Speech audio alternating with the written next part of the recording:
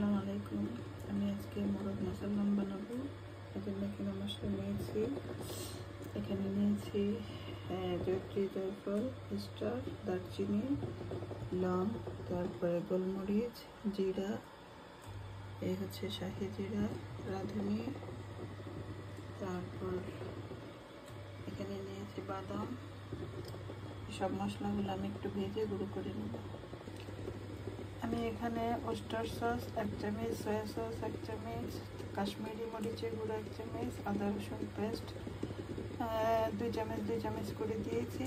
আর সমস্ত গুঁড়া মশলাগুলো, গরম মশলাগুলো এখানে দিয়ে হালকা একটু সরিষার তেল দিয়ে মেখে নিয়েছি। এখানে তেলটা গরম হয়েছে মোটামুটি। এখন মশলাটা এখানে দিয়ে দিলাম। এটাকে আমি অল্প অল্প করে উল্টে পাল্টে ভেজে নেব। মুরগিটার এক পাশটা ভেজে নিয়েছি, ভেজে এটাকে উল্টে দিয়েছি। নিচের পাশটা আরেকটু হলে তারপর আমি এটাকে আবার উল্টে দিব। মুরগি ভাজার তেলটার মধ্যে পেঁয়াজগুলো দিয়ে দিয়েছি। পেঁয়াজটা আমি ভালো করে ভেজে নিব।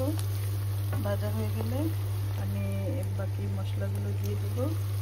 মুরগিতে যেগুলো মাখিয়েছিলাম ওগুলো দিয়ে দেব। আমার পেঁয়াজটা এখানে ভাজা হয়ে গিয়েছে।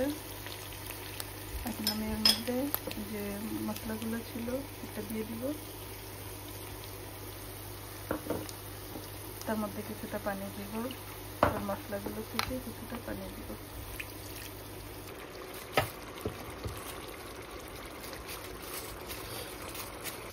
হয়ে গিয়েছে আমার শাহি মোরগ মাসাল্লাম। তো কেমন হয়েছে, কেমন লেগেছে সবাই কমেন্ট করে জানাবেন। তো ভালো থাকবেন সবাই।